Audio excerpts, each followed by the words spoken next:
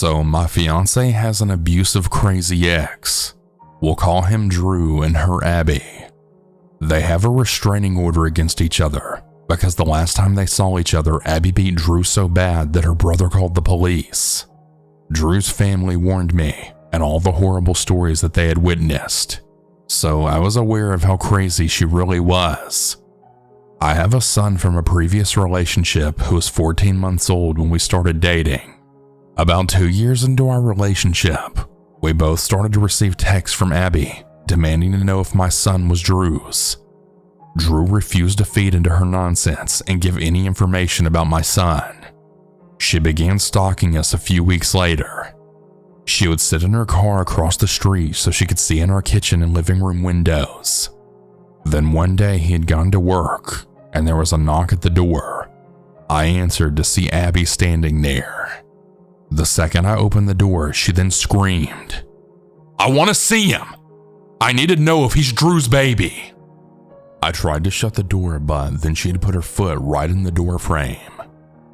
My son came down the hallway, probably hearing the dogs barking and growling, and I told him to go to his room and close the door.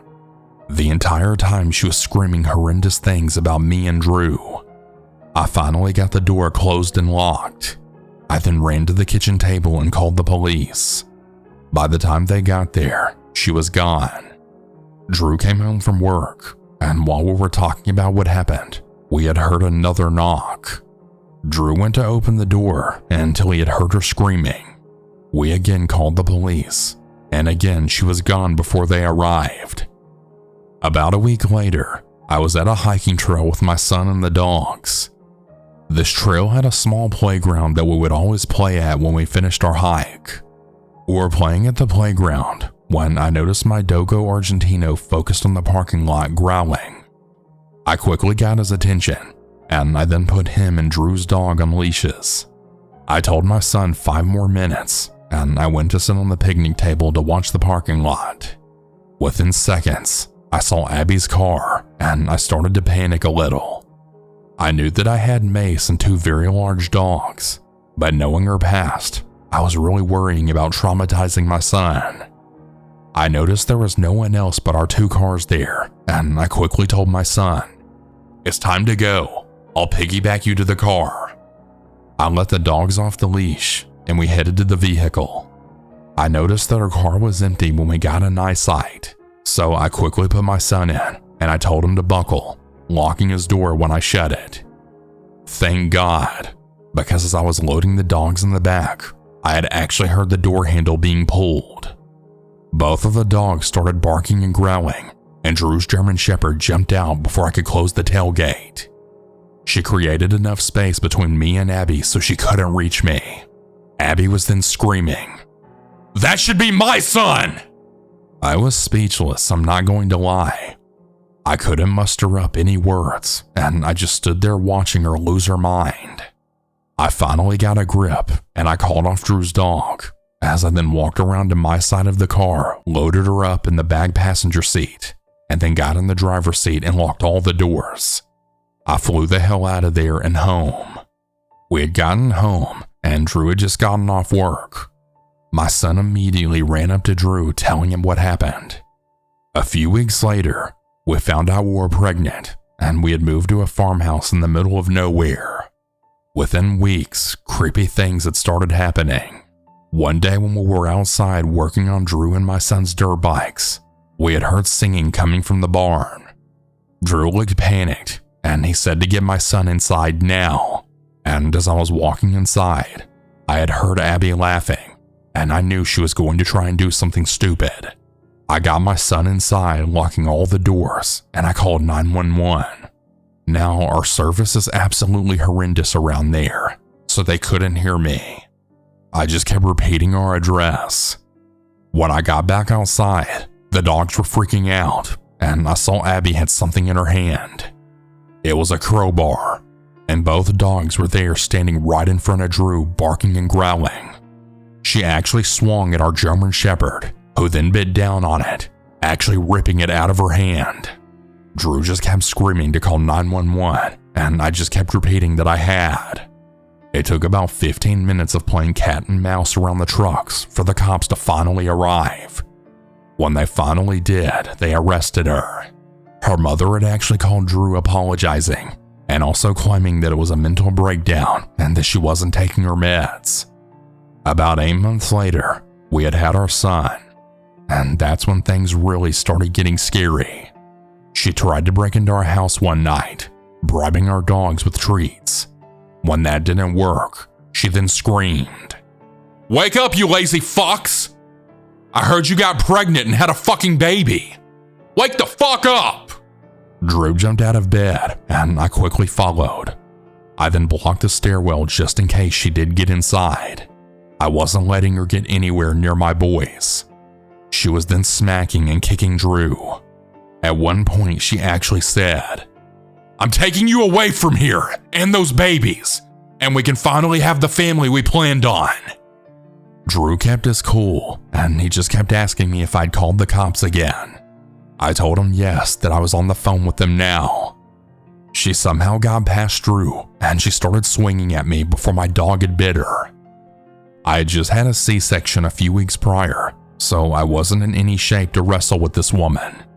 Finally, Drew got a hold of her, and he shoved her out of the door, locking it behind her. The cops were there moments later, arresting her again. This time, however, she couldn't use her mental health as an excuse, and she was charged. It's been about 9 months, and we just recently started getting more weird texts and letters in the mail. One saying, "That baby should be mine. You're living my life," and calling me a whore. We now have cameras everywhere, and we installed some locks that actually lock. We always have our eyes wide open, and we're very alert whenever we take the boys out anywhere. I still carry my mace, and I have a knife in my purse just in case we ever have another run-in with her. I really hope she gets the help she desperately needs. I met my ex online when I was 19. When we began dating, I was shunned from the small Pentecostal church that I grew up in my entire life.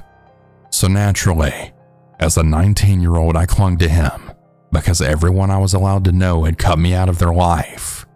Why did they cut me off?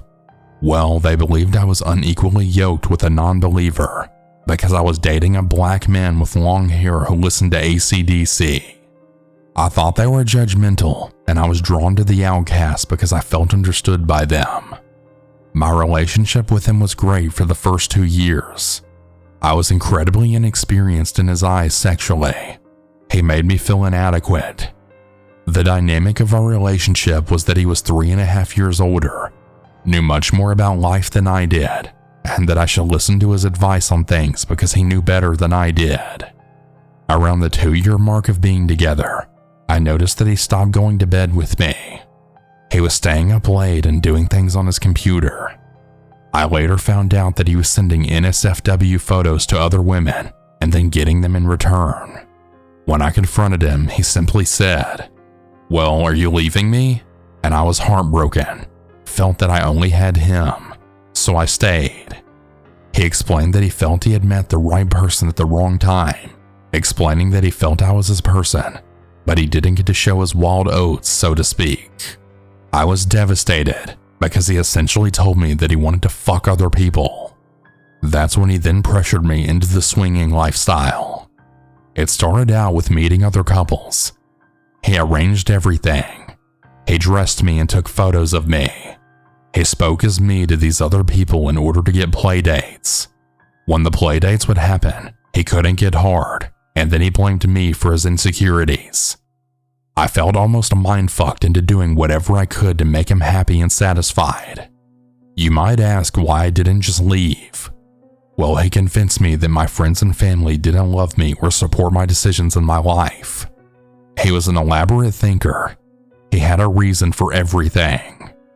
He knew how to play on my emotions, knowing that I cared for him. He spun everything in a way to make me feel he was caring for me and wanted to see me in the third person. I was treated as his property or prized possession.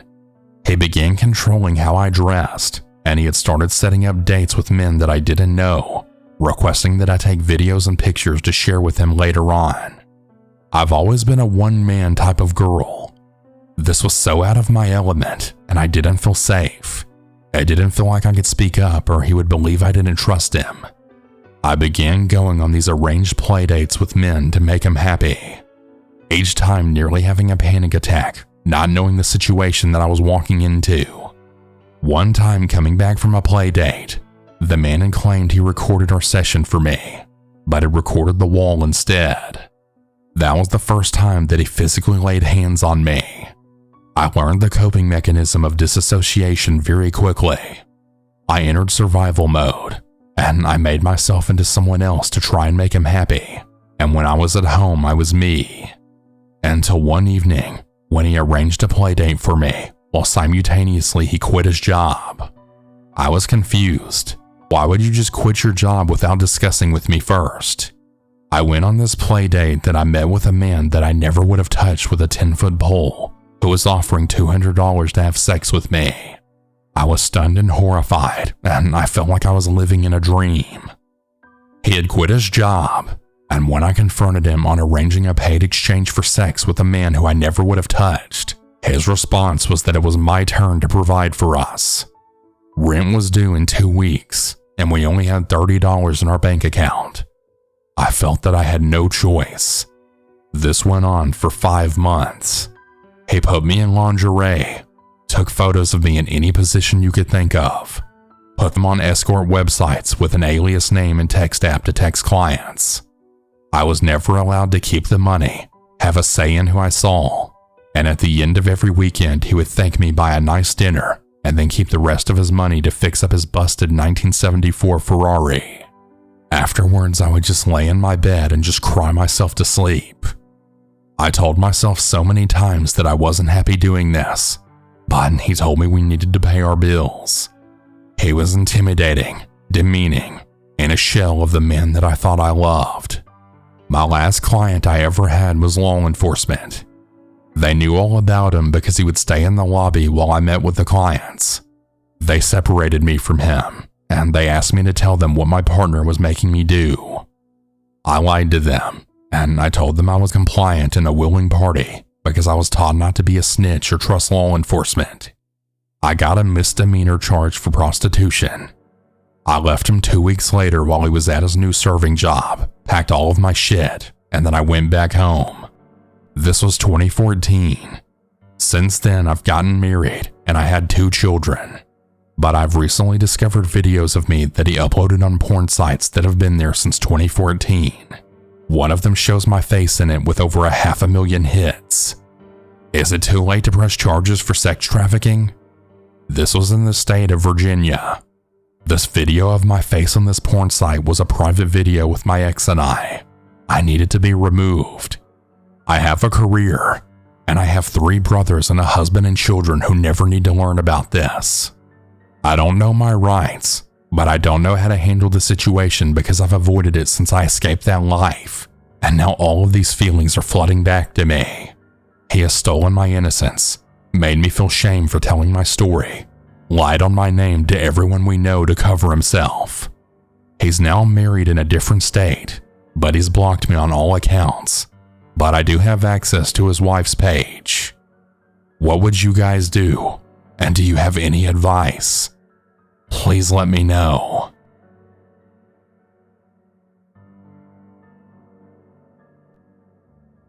Hey everyone, I need to take a small break from the stories to thank today's sponsor, HelloFresh. Say hello to a stressless holiday season with the help of HelloFresh. Skip the grocery store and save time with easy, tasty recipes delivered right to your door. HelloFresh has over 45 recipes and more than 100 seasonal add-on items to choose from every week.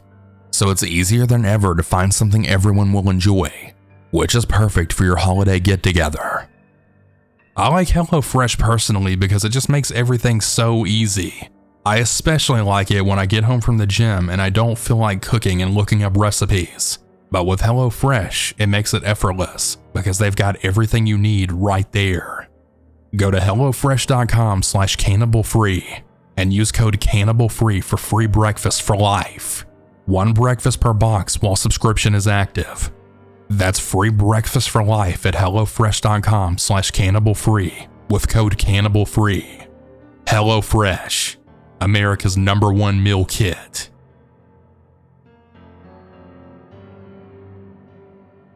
I'm a British guy, and the story centers around my ex. I guess looking back, there was always red flags. However, at the time, I had brushed it off because they were so small that they only registered in hindsight. I'll call my ex-girlfriend Amelia. I was in my first year of university when we had met at 18, and this was my first relationship. I fell in love with her rather quickly because she just seemed so perfect to me. She was very clingy, but I didn't realize it was problematic. She was one of my flatmates in our accommodation, and whenever I visited my parents, who luckily didn't live too far away from my uni, she would have an issue with it. She would text me constantly, literally like 50 messages just telling me that she couldn't wait for me to get back, or she'd suddenly receive a bad grade and need me to come back to the dorm to support her. At the time, I thought it was normal for her to be so clingy. I also didn't pay attention to these breakdowns she'd have because I was way too focused on supporting her to realize she was probably putting them on to get me back. Our relationship was very quick. We met in September, and she was my girlfriend by the end of the month. But again, she was my first girlfriend, so I didn't realize how dodgy this could be. We had separate bedrooms in our uni accommodation, but the minute we were official, she moved into my bedroom and refused to use her own room for anything. In the UK, we don't typically share a bedroom, and we only have a single bed, at least in my accommodation, so it was pretty cramped sharing such a small bed with her. I did voice this, but it made her upset, and she made me feel like a dickhead, so I sucked it up. I did enjoy being with her, but if I'm being 100% honest with myself, I did feel a bit cramped, even back then. In the summer after our first year, we had decided to go camping for the weekend, just us. My girlfriend used to go camping often with her family, and I had never done it before, so I figured it would be fun. My girlfriend's birthday was around this time, and one of the gifts I bought her was a perfume gift set. I don't know if the brand exists outside of here, but it's a drugstore called So, and they sell big sets of them. She liked many of the scents and actually took 2 of the perfumes with her on our camping trip, which I thought nothing of. Our first day camping was going really great at first. We had the perfect spot and we were both in happy moods. It all changed later in the evening though. My girlfriend tried to initiate some activity, if you know what I mean, and I didn't want to. I know now that I don't have to justify that.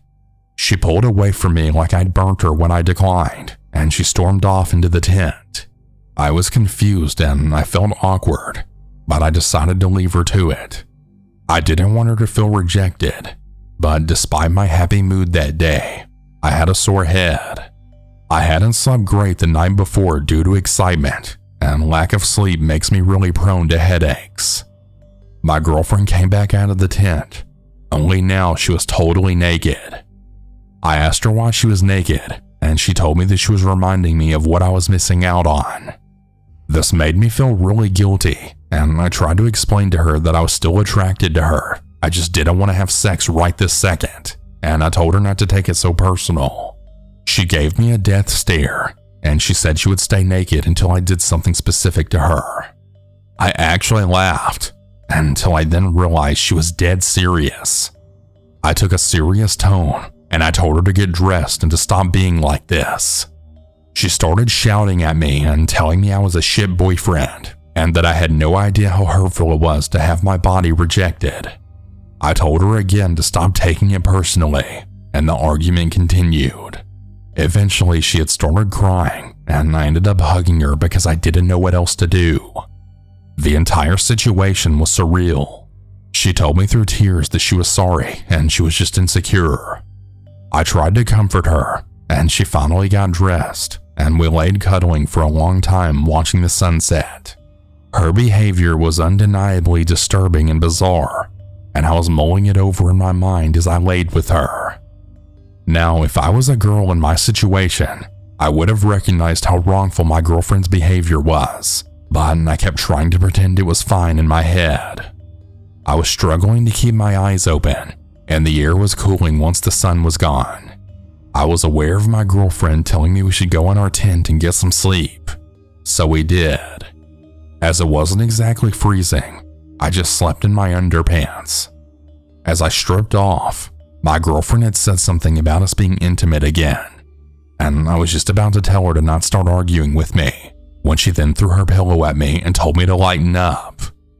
Her comment bothered me because it made me remember how she reacted earlier. I wanted to push it away though, and I needed sleep. You know that feeling when you have a headache and you can finally feel the pain being pulled away as you close your eyes in the dark? I had that, and it was heaven.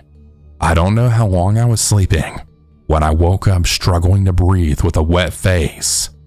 I could smell perfume, and my nose felt cold and drenched in water or something. I struggled to sit up and was spluttering. I felt like I had liquid gas in my airways. I screamed, but I can't remember what I said or what noise I made. I was just freaking out. I couldn't open my eyes, but I could hear my girlfriend giggling next to me. It took me a few minutes to realize that she had fucking sprayed perfume right on my face. She must have sprayed me a bunch because, like I said, I felt like I had gas in my nostrils or something. I was coughing like crazy and trying to open my eyes. I fumbled around for my water bottle and then poured it all over myself. I tried to unzip the tent and get out, but I couldn't see or breathe properly. It took forever to compose myself. I managed to get outside into the night air, and it helped. I then rubbed my face with one of our blankets, and I tried to take deep breaths. I honestly thought I was about to die in that tent. When I calmed down and felt like I could breathe again, I then turned to face my girlfriend. She was out of view, so I went back to the tent, and she was lying down as if she was asleep. I then shouted at her, which I'm not proud of, but I then asked her what the fuck was going on. At first, she wouldn't even answer me. She told me not to shout at her, but I continued shouting, asking her what the fuck she'd done to me. She ended up telling me that it was just a prank, that she'd used one of her perfumes to spray my face, and that she wanted to see how long it would take to wake me up. I couldn't believe what I was hearing, and I completely lost it on her. I shouted at her asking if she was insane, that she could have asphyxiated me. She shouted back, making a crude comment about how if maybe I'd slept with her earlier, she wouldn't have done it. I couldn't believe what I was hearing. It felt like a fucked up horror movie. We argued back and forth. My girlfriend cried, but I didn't comfort her. I stormed out of the tent with my blankets and I wrapped myself up. She didn't follow me, and I couldn't sleep. I just sat awake all night just thinking about everything that happened. My phone had some signal, but it was shit. The forest we were in was secluded, and I didn't feel like talking to anyone, even though I could have called my parents or friends. I was way too afraid to sleep just in case I died due to being sprayed in the face so much. I was also scared about not going to a hospital, but I tried to tell myself if I was going to die, I would have died already by now. I must have dozed off at some point, because when I woke up, it was bright out. My girlfriend was awake and acting like nothing had happened. I got dressed and I told her I was leaving. She seemed genuinely confused as to why I said that. I told her that I needed time to think after last night, and that was the trigger. She started shouting at me that I was a terrible boyfriend and that I didn't love her anymore. I told her if I was such a bad boyfriend, maybe she shouldn't have me as her boyfriend. This had made her cry, and by now I'd had enough. I packed everything up and loaded the car, and I insisted she get in, but she kept refusing. I had to call her mom to inform her of the situation, and I had to lock the car doors because my girlfriend started hitting the windows and then yelling at me not to call. I couldn't believe what the fuck was going on. She'd never been violent before, and I'd never seen such a side to her. I didn't actually leave until my girlfriend's parents turned up. Then I left. I went straight to my parents' house, telling them mostly everything that happened. I left out the sex stuff because I felt too awkward saying that, especially in front of my mom and younger sisters. My dad had told me that Amelia was bad news and that I should really break up with her. I knew he was right, and I guess we had already broken up anyways. Sort of with my comment about how I shouldn't be with her if I'm so bad in her eyes. I did go to the hospital and get checked over the perfume thing, and I was okay.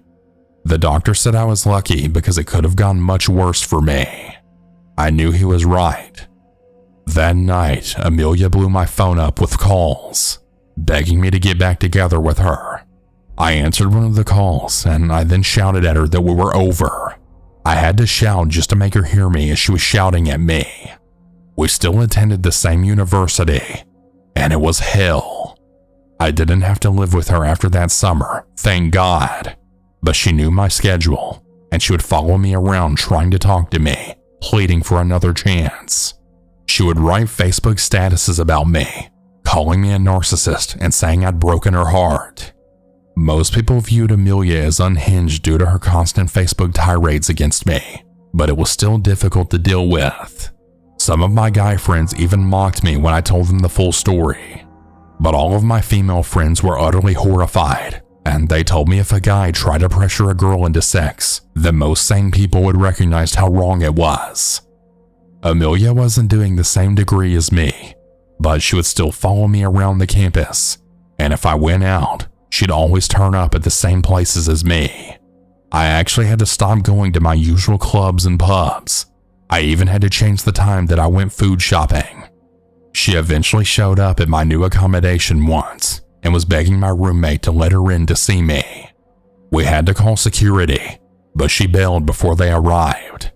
I had spoke to the support team at my school, but they didn't do much. They just always told me to stay away from her and ignore her.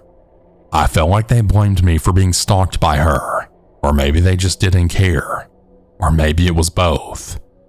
I graduated last year, and I'm 23 now. I avoided Amelia like the plague at graduation, and as soon as I graduated, I moved. It's only been in the past year that I've been processing all the crazy shit that happened. My new girlfriend has helped me immensely with recognizing how abusive and toxic Amelia really was to me. I really hope anyone listening to this knows to never ignore the red flags and always be cautious of anyone clingy. It usually isn't a good thing if a relationship moves at a lightning speed, especially if it doesn't feel natural.